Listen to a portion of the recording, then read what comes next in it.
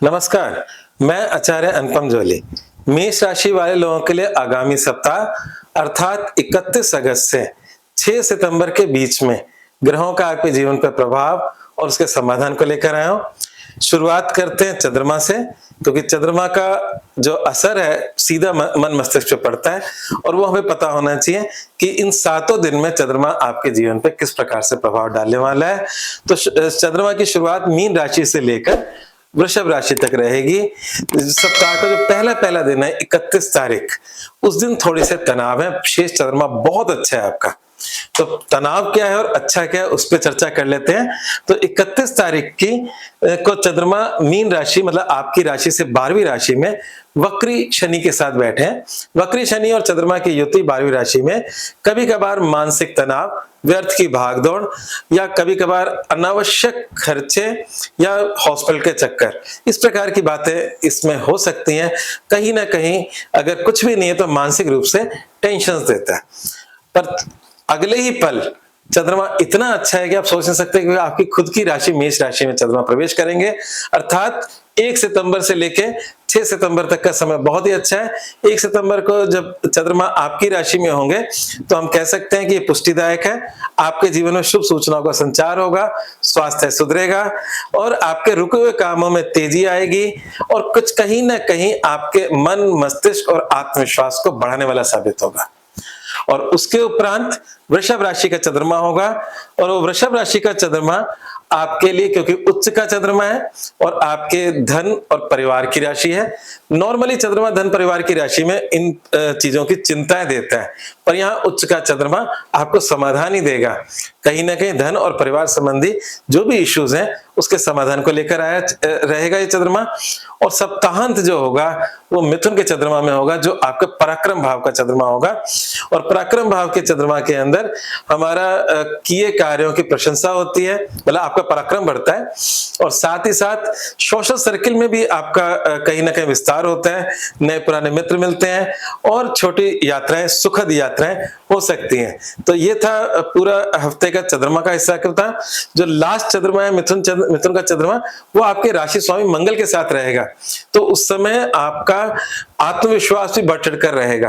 तो आपकी राशि का स्वामी मंगल इस समय मिथुन राशि से गोचर कर रहा है। हालांकि मिथुन राशि मंगल के लिए शत्रु राशि है, पर तृतीय भाव से गोचर का मंगल आपके मेष राशि का कहीं ना कहीं पराक्रम में वृद्धि देता है और लाभ ही देता है। और इस मंगल की दृष्टि आपके भाग्य भाव पर पड़ती है और भाग्य भाव में धनु राशि उनकी मंगल की मित्र राशि है। तो मित्र राशि पे मंगल की दृष्टि थोड़े संघर्षों के साथ भाग्य में उन्नतिदायक साबित होगा। थोड़े संघर्ष का मतलब आपके द्वारा किया पराक्रम और संघर्ष आपके भाग्य में उन्नतिदायक होगा। बैठे बैठाए कुछ नहीं मिलता, मेहनत करनी पड़ती है। यही राशिफल का मामला है इस बार कि जो मंगल है वो आपके कुछ ही प्रयासों के बाद आपको सफलता के द्वार तक लेके जा रहा है। एक परिवर्तन बहुत अच्छा होने जा रहा है। पिछले हफ्तों में उसके कारण से कुछ कठिनाइयां आपने झेली होंगी, वो है शुक्र। क्योंकि शुक्र मेष राशि वाले लोगों के लिए वैवाहिक जीवन का कारक है, बिजनेस का कारक है, धन का कारक है, परिवार का कारक है। तो जैसे मैंने बोला कि चंद्रमा समाधान लेकर आ रहा है, तो बिल्कुल शुक्र भी वहां से बदल जाएगा, तो समाधान निश्चित रूप से आएगा। तो शुक्र कब चेंज हो रहे हैं? शुक्र तुला में आ रहे हैं 2 सितंबर दोपहर 1:47 पे और 2 सितंबर के बाद शुक्र तुला राशि में आ जाएंगे। जो अभी तक शुक्र जो थे वो नीच के थे और वो भी आपके रोग, ऋण और रिपु, बीमारी, उधारी, शत्रुता, कोर्ट कचहरी वाले खाने में नीच के थे।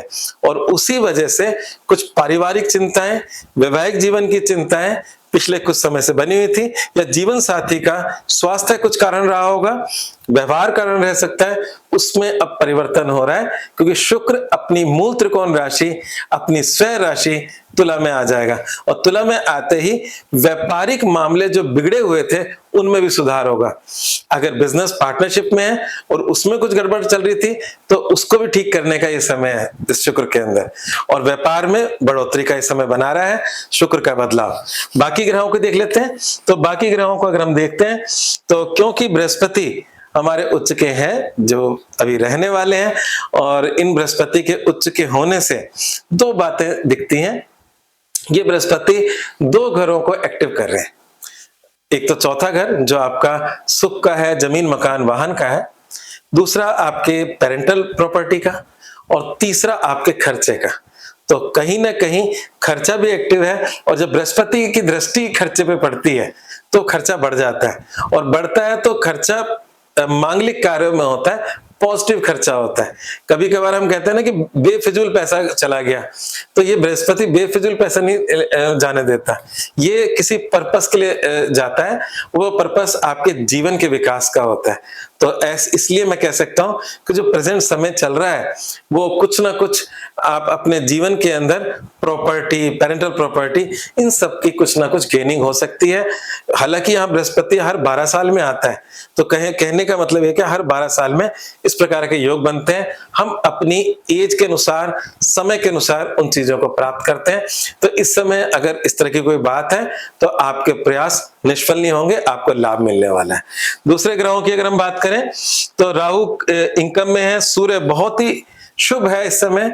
सूर्य हर साल इस महीने शुभ ही होता है, क्योंकि वो सिंह राशि में होता है, क्योंकि अभी सिंह राशि लंबे समय से पीड़ित थी केतु की वजह से, और अभी भी केतु वही है, पर सूर्य वहां जाकर कुछ तो लाभ दे रहा है। पर हाँ, इस समय कहीं ना कहीं पित्त संबंधी विकार भी हो सकते हैं, मतलब पेट में एसिडिटी या इस तरह की चीजें हो सकती है, क्योंकि ये खाना आपके पेट का भी है। सूर्य वहां सुरक्षात्मक है, पर केतु सूर्य की युति जो है वो किसी प्रकार की एसिडिटी जैसी प्रॉब्लम्स दे सकता है।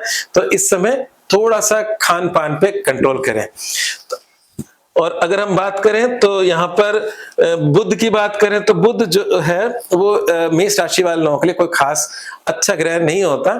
वहां पर थोड़ी बहुत परेशानियों का एक ग्रह होता है, क्योंकि वो रोग ऋण रिपु का स्वामी है, वो भी 5वें में बैठा है। तो जो 5वां घर है उससे रिलेटेड कुछ संघर्षों के साथ चीजें सेटल हो रही हैं। बुध संघर्ष दे रहा है, केतु परेशानी दे रहा है, सूर्य वहां सुरक्षात्मक है। तो इस समय उतार चढ़ाव बने हुए हैं आपकी लव लाइफ को लेकर, शिक्षा को लेकर। तो इन दोनों चीजों को लेकर कुछ उतार चढ़ाव वाला समय बना हुआ है। अब आ जाते हैं उपायों पर। तो उपायों पर मुझे ऐसा लगता है कि इस बुध का उपाय तो आपको सदैव करना चाहिए। हालांकि गणपति अथर्व शीर्ष का पाठ बहुत ही अच्छा होता है बुध के लिए, और अगर आप चाहें मेष राशि वाले तो आप मूंग की दाल का दान भी कर सकते हो। मूंग की दाल का दान करना ऑलवेज अच्छा है। जब जब आप परेशानियों में फंसो, आप मूंग की दाल का दान करके देखो, आपको मतलब चीजें, समस्याएं एकदम से रिजॉल्व हो जाएंगी। साथ ही साथ वक्री शनि आपके 12वें में बैठा है। इस उपाय को आपको अभी लंबे समय तक करना है। वो उपाय क्या है? शनि मंदिर में तेल चढ़ाना। अभी वक्री शनि है, शनि की सरस्वती चल रही है, तो आप ये समझ लें कि अपनी लाइफ का ये पार्ट बना लें। हफ्ते में एक दिन शनिवार आता है, शनिवार को आप शनि मंदिर में जाएं, बिल्कुल सम्मुख खड़े होकर तेल ना चढ़ाएं, शनि देव के साइड में खड़े होकर उनको तेल चढ़ाएं। कहते हैं कि शनि की दृष्टि के सामने भी आना नहीं चाहिए, पर शनि देव को खुश भी करना है हमें। तो शनि देव को आप साइड में खड़े होकर उन पर तेल चढ़ाएं। शनि देव आपको प्रसन्नता से आशीर्वाद देंगे, और जो उनके द्वारा, उस ग्रह के द्वारा आपके मन मस्तिष्क पे जो 7.5 में प्रभाव पड़ता है, उसमें कुछ हद तक कमी भी लेकर आएंगे। और मूल वाक्य है केतु सूर्य का पंचम में होना आध्यात्मिक उन्नति के लिए उपयुक्त समय है, क्योंकि अभी सूर्य यहाँ रहने वाला है। तो अभी ये प्रेजेंट समय है। इस समय जो लोग ध्यान जैसे एक्टिविटीज के अंदर हैं या मंत्र की एक्टिविटीज में है, उनके लिए समय कहीं ना कहीं सिद्धिदायक है। तो जो लोग इस समय ध्यान या मंत्र सिद्धि चाहते हैं तो उनके लिए परफेक्ट समय है। आज बस इतना ही, धन्यवाद।